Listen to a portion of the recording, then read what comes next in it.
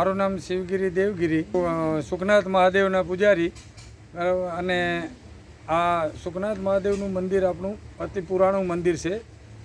સ્કંદ પુરાણમાં મંદિરનો ઉલ્લેખ છે અને મછુંદરી નદીના કિનારે આવેલી છે. આ પહેલાં નદીનું નામ હતું ઋષિતોયા. અને આમ તો સુખનાથ મહાદેવનું અસલ નામ તો એવું છે, સંગમેશ્વરય નામ છે. અહીંયા દરિયાનું ને બેયનું મિલન થતું, નદીનું બેયનું મિલન થતું.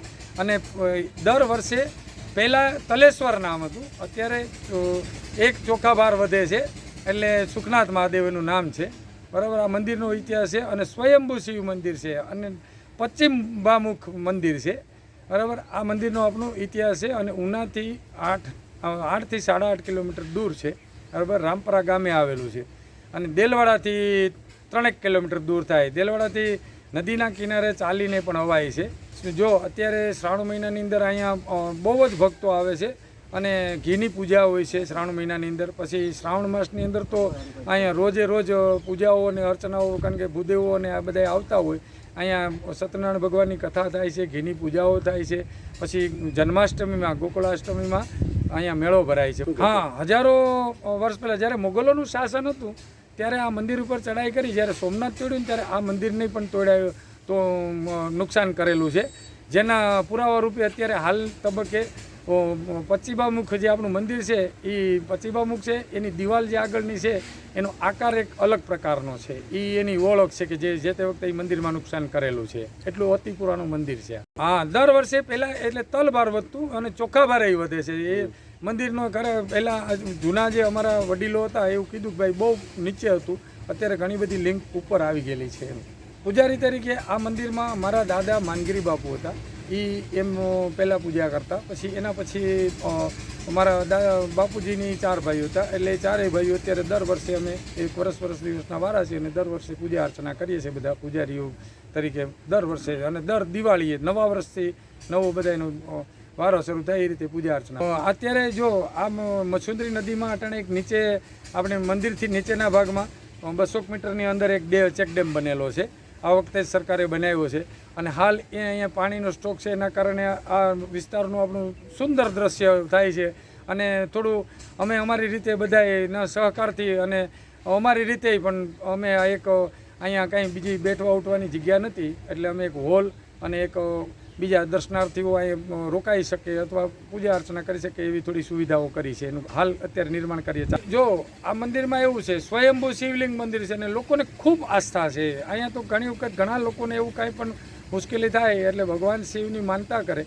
એમાં ખાસ કરીને ખીચડીની માનતા. અમારે ચૈત્ર મહિના નહીં પણ હવે તો ગમે ત્યારે ખીચડી હોય. ચૈત્ર મહિનામાં તો કન્ટિન્યુ ખીચડીઓ ચાલુ હોય અને લોકો ભગવાનની ખીચડી માને છે. અને ભગવાન સુખનાથ દાદાને ખીચડી બહુ પ્રિય છે એટલે અહીંથી સૌથી વધુ પ્રસાદી ખીચડીની ધરાય છે. અને શ્રાવણ માસમાં લોકો થાળ ધરે છે, ચૂરમાના લાડુ.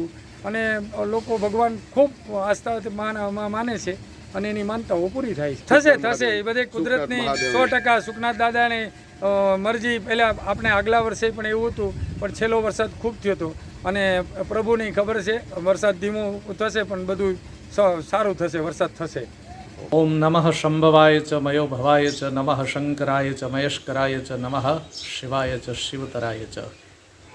હું શાસ્ત્રી હિતેશ જોશી, દેલવાડા પાસે આવેલા સંગમેશ્વર એટલે કે સુખનાથ મહાદેવ, લોકજીભે જેને મોટા મહાદેવ કહે છે, એ ભગવાનનું દિવ્ય શિવાલય અને સ્કંદ પુરાણના 324માં અધ્યાયમાં ભગવાને સ્વયં એનો પરિચય આપ્યો છે.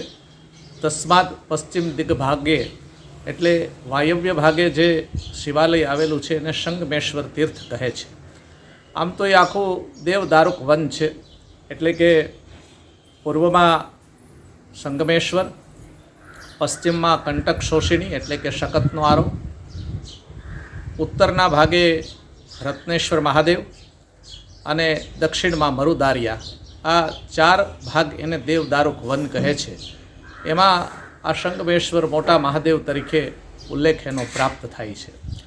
બધા જ શિવાલયોનો દરવાજો પૂર્વાભિમુખ હોય પણ આ પશ્ચિમાભિમુખ છે. મોગલ સલ્તનત કાલે આ ફાંસના આકારનું મંદિર શિલ્પશાસ્ત્ર પ્રમાણે બનાવવામાં આવ્યું છે અને ભગવાન ભગવાનનું જે શિવલિંગ છે એ તલભાર વધે એવી માન્યતાઓ છે, પણ એમાંથી પાણી ઝરે છે. ઝરિયા મહાદેવ તરીકે, સુખનાથ મહાદેવ તરીકે, મોટા મહાદેવ તરીકે એનો ઉલ્લેખ કરવામાં આવ્યો છે. બાજુમાં સંગમેશ્વર તીર્થનું મહત્ત્વ બતાવવામાં આવ્યું છે કે ત્યાં ઋષિઓનો સંગમ થયેલો અને ત્યાં સ્નાન કરવાથી અનેક ગણું પુણ્ય પ્રાપ્ત થાય છે. પણ સલ્તનત કાલે મંદિરોની સુરક્ષિતતા માટે આનો પશ્ચિમાભિમુખ દરવાજો રાખવામાં આવ્યો છે. કદાચ પહેલાં પૂર્વ ભાગે એ દરવાજો હશે અને ફાંસના આકારનું મંદિર છે. ભગવાનનું દિવ્ય સ્વરૂપ છે. બાજુમાં હનુમાનજી, ગણપતિજી અને ભગવાનની પાછળ વૈષ્ણવી દશાવતાર મૂર્તિ લગભગ 13મી-12મી સદીની પ્રાપ્ત થાય છે. એક કાલે દેલવાડાના બ્રાહ્મણોના એ ઈષ્ટદેવ છે સુખનાથ મહાદેવ, અને હાલના વર્તમાનમાં તો મંદિર અતિ દિવ્ય સ્વરૂપ ધારણ કરી લીધું છે. આ દેવદારુક વન અને બાજુમાં સંગમેશ્વર તીર્થના સમન્વયે મહાદેવજીનું અનેક મહત્ત્વ છે. ચૈત્ર શ્રાવણ બધી આઠમે ત્યાં વિશિષ્ટ જન્માષ્ટમીનો મેળો થાય છે. શિવરાત્રિની વિશિષ્ટ પૂજા થાય છે. એક સમયે ત્યાં બ્રાહ્મણો દરરોજ પૂજા કરવા માટે જતા. હર સોમવારે અને આજુબાજુના દીવ, ઘોઘલા, નવા બંદરના બધા જ લોકો આસ્થાભેર ચાલીને ત્યાં આવે અને ભગવાનની જે કાંઈ માનતાઓ છે, ઈચ્છા છે, એ ભગવાન ત્યાં એની પૂરી કરે છે. આમ તો ત્યાં અનેક લોકોએ દાન દઈ અને પેલા ધર્મશાળાઓ બનાવેલી છે, ઘાટ બનાવેલો છે, એ બધાના શિલાલેખો પણ ત્યાં પ્રાપ્ત થાય છે. પણ દેલવાડા ખાતે સૌથી કોઈ પ્રાચીન અને જૂનું શિવાલય હોય તો એ સુખનાથ મહાદેવ છે. સુનિલભાઈ પાલાભાઈ મજીઠિયા છે. હું કાળાપણ ગામનો રહેવાસી છું અને આ મચ્છુંદરી નદીના સામા કિનારે જ મારી જમીન છે. શ્રાવણ મહિનાના દર સોમવારે હું દર્શનાર્થે આવું છું. વ્યવસાયે હું શિક્ષક છું. મચ્છુંદરી નદી કિનારે નાનપણમાં જ આમ તો અમારું નાનપણ અહીંયા નદી કિનારે જ વીતેલું છે અને દેલવાડા ભણવા માટે જાતો તો રોજ માટે થઈ અને આ સુખનાથ મહાદેવના દર્શન કરીને જાતો. સુખનાથ મહાદેવ આજુબાજુના ઘણા બધી ગામના લોકો શ્રાવણ મહિનો નહીં પણ દરરોજ માટે થઈને દર્શનાર્થે આવે છે અને સુખનાથ મહાદેવ સૌની મનોકામના પૂર્ણ કરે છે. અહીંયા જે કોઈ લોકો પોતાની આસ્થા અને શ્રદ્ધાથી આવે છે એમની મનોકામના પૂર્ણ થાય છે. આવું સુંદર મજાનું મચ્છુંદરી નદીના કિનારે સુખનાથ મહાદેવ છે તો દર્શનાર્થીઓ બહુ બહોળી સંખ્યામાં શ્રાવણ મહિના અને આખા વર્ષ માટે આવે તો સૌની મનોકામના અહીંયા પૂર્ણ થાય છે. હેલો ભુજ, તો કેમ છો તમે? આજે હું તમને એવા શોરૂમની વિઝિટ કરાવું છું જે છેલ્લા 10 વર્ષથી કચ્છની જનતાના પ્રેમ અને વિશ્વાસથી મહેકતું લુગડા બજાર ફેમિલી શોરૂમ. આ શોરૂમમાં સ્ટાર્ટિંગ પ્રાઇસ 399થી છે, જેમાં kids wear, girls wear, boys wear અને જેન્ટ્સ વેર અને લેડીઝ વેરમાં પણ ન્યૂ વેરાયટીવાળું કલેક્શન પણ જોવા મળી રહેશે. અને જેન્ટ્સ માટે વેડિંગ કલેક્શન અને કુર્તા કલેક્શન પણ બહુ જ સારું છે. એનિમલ મૂવીનો પાર્ટ 2 આવે કે ના આવે, પણ એનાથી પહેલાં અમે લઈ આવ્યા છીએ લુગડા બજાર પાર્ટ 2, જેમાં તમને કિડ્સ વેરમાં વિન્ટર વેર સમર કલેક્શનનો ન્યૂ સ્ટોક આવી ગયો છે. લેડીઝ વેરમાં પણ ન્યૂ ડિઝાઇનમાં kurti, top and coat set best price थी स्टार्ट थाय छे. तो जेंट्स वेर में भी मिल जाएगा boss. Leather, jacket, brand pants and check shirts, formal shirts, track pants पर बेस्ट थी बेस्ट प्राइस साथे.